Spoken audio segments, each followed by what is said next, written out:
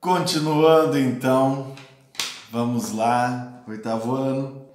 Então, página 30, tá? Estamos continuando na página 30. Jornadas populares e queda da Bastilha. Então, nós entendemos no outro vídeo que começou a se acirrar o movimento, certo? Começou a questionar cada vez mais o poder tanto do rei quanto os privilégios da nobreza e do clero, correto? Então, o que acontece? Primeira coisa que vai acontecer é essas jornadas populares, tá? O que são essas jornadas populares, professor? Que a partir do momento que começam a falar que a elite, né? A elite não, a nobreza, a aristocracia que tinha poder na França ia fazer um golpe contra essas mudanças que estavam sendo feitas, né? Monarquia constitucional e tudo mais. O povo começa a perder a paciência. O povo, principalmente os camponeses, vamos dizer, os trabalhadores urbanos das cidades, eles começam a se revoltar. Começam na questão de passar fome, né, a consequência de passar fome, de não ter muitos recursos para subsistência, né, para sobreviver, eles começam a fazer manifestações e revoltas. Tá? Na França toda. A França toda foi coberta de manifestações. Eles roubavam os fazendeiros, donos das fazendas, né? Saqueavam para sua alimentação, saqueavam armazéns, certo? Atacavam alfândegas para conseguir algum produto, tá? E isso foi uma forma de insatisfação popular, tá? Para reivindicar as escassez de alimentos que estava tendo nesse momento. Então, quando a gente fala em jornadas populares, é esse momento que aumenta a violência na França a partir dos estados gerais e a população vai para a rua e começa vamos dizer, começa a radicalizar o movimento, certo? Começa a não ter mais paciência com as questões, vamos dizer, o diálogo. Não tem mais paciência no diálogo com os mais ricos. Então eles começam realmente a avançar sobre as terras, saquear e tudo mais.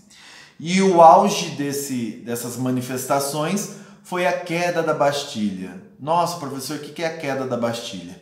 Queda da Bastilha significou o início da Revolução Francesa. Simbolicamente, significou o início da Revolução Francesa, que é assim, o povo armado, né, com pequenas coisas, né, bem nada de armas tão grandes e tudo mais, e sim em quantidade. Eles estavam em bastante pessoas, né?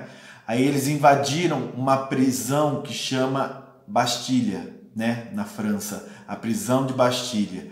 Eles tomam a prisão e ali dentro da Bastilha tinha uma reserva de arma muito grande, tá? Então, obviamente, a partir do momento que eles tomam essa prisão de Bastilha, eles começam a ter mais arma.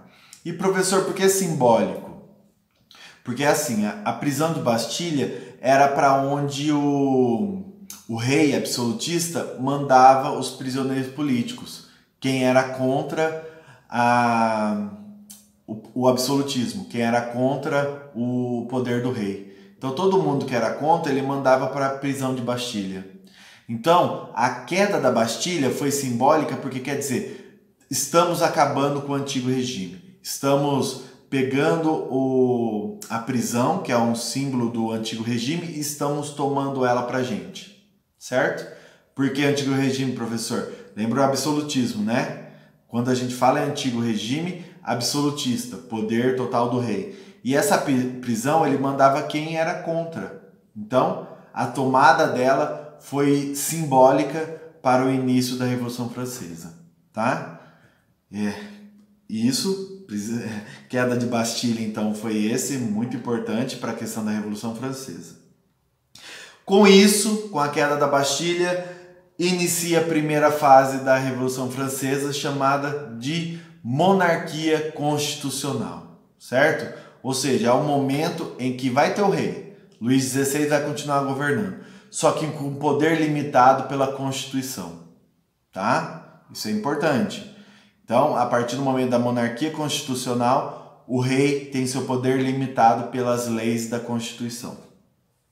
Ah, professor, então como que é? Como que vai ser essas leis? Eles criam então a Assembleia Nacional Constituinte, que eu já falei no outro vídeo, né? Convocam a construção de uma Constituição para a França, correto? Aí, quais medidas que foram trazidas com essa Constituição? Primeiro, pessoal, aboliu os dízimos à Igreja Católica, tá? Esses dízimos favoreciam também a hierarquia eclesiástica, ou seja, as posições na igreja, vamos supor, papa, bispo, arcebispo, padre. Então, dependendo dessa hierarquia, eles tinham um certo imposto, né? Pagava-se um certo imposto para esses eclesiásticos. Então, o dízimo corta, não tem mais. Todas as obrigações feudais dos camponeses foram abolidas. Ainda tinha alguma coisa na França que eles tinham, os camponeses, em dar taxas para os senhores dessas terras, os donos, os nobres, né? Os nobres dessas terras, eles tinham que pagar, os camponeses tinham que pagar taxas para os nobres, tá? Os camponeses tinham que pagar taxas para os nobres. Quais são elas, professor? A corvéia, por exemplo, uma vez por semana, nessa época, uma vez por semana tem que o trabalhador produzir na terra desse nobre, tá? Ou seja, pagar parte da sua produção também. Vamos supor que aqui é o pedaço de terra, aqui é a parte do nobre, tá? Então, o camponês tem que produzir para o nobre e para ele também, nesse pedaço. Então, além dele pagar a taxa de produzir no seu pedaço, né? Não é só a terra do nobre, por isso que ele fazia isso. Então, essa terra aqui, o camponês tinha que pagar taxa sobre ela, produzia, mandava um pouco para o nobre e ainda tinha que produzir na terra desse senhor, desse nobre. Então, foi cortada a corvéia. Outra banalidade, tudo que o camponês ia usar, o moinho, ferramentas do nobre, do dono dessa terra, ele tinha que pagar uma taxa também. E isso foi eliminado, tá? Cortaram também essa taxa deles. Então, tudo que fosse resquício do feudalismo acabou nesse momento. Tiraram tudo o que tinha de feudalismo aí. E com isso, eles criam a Declaração dos Direitos do Homem e do Cidadão, uma das mais importantes junto com a Declaração de Independência dos Estados Unidos, que a gente já viu. A Declaração dos Direitos do Homem e do Cidadão traz o iluminismo muito forte, tá? As características dessa declaração é totalmente iluminista e nós vamos ver agora essas mudanças iluministas. Primeiro, igualdade perante a lei. Não adianta ser rei, não adianta ser nobre, clero, nada. Todo mundo vai ser julgado pela mesma lei. Não tem privilégios mais. A lei que é a máxima. Então, todo mundo tem que escutar a lei. Então, igualdade de lei. Se cometer crime, vai ser julgado independente do privilégio que você tinha. Certo? Próximo. Propriedade privada. Lembra do Locke? O Locke ele defendia em sua teoria, John Locke, defendia em sua teoria que a propriedade é direito de todo o ser humano, tá? E ninguém pode tirar isso deles, né? Então, Locke, aí, iluminismo, né? Liberalismo também. Então, propriedade privada. Outro, o Estado tem que dar segurança para a população. Todos merecem a segurança. Também está na Declaração dos Direitos do Homem e do Cidadão. Próximo, resistência à opressão. Se tiver abuso do seu líder, do seu soberano, do rei, presidente, o que for, eles podem resistir a essa opressão, tá? Isso daí também é Locke, ele dizia que, no contrato, lembra que eu fiz o desenho na lousa? Nesse contrato, se o rei abusasse do poder, a população poderia tirar ele e colocar outro que atendesse os interesses da população. Então, também iluminismo, Locke, resistência à opressão. Próximo, O poder do rei, então, foi limitado, não é mais absolutista, o poder dele foi limitado pela Constituição. Por isso, monarquia constitucional esse período. Então, ele não tinha poder total mais. Próximo, iluminismo. Montesquieu, na Declaração dos Direitos do Homem e do Cidadão na França, nesse período da Revolução Francesa, Montesquieu foi aplicado, os três poderes. A partir desse momento teria o poder legislativo, executivo e judiciário, que a gente já viu nas outras aulas, né? Então, aplicaram Montesquieu aí. Próximo, voto censitário, que quem tivesse uma determinada renda poderia votar. Então, não era todo mundo nesse momento da monarquia constitucional. E também o livre comércio, outro liberalismo, né? Outro Adam Smith, outro liberal, né? Adam Smith, ele defendia o livre comércio. Então aí acaba com o mercantilismo.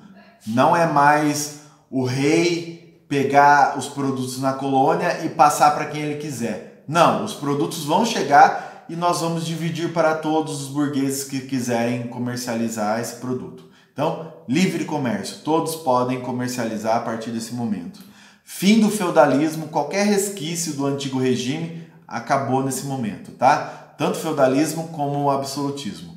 Essa Declaração dos Direitos do Homem e do Cidadão e a Constituição acabaram com qualquer coisa nesse sentido, antigo regime ou feudalismo.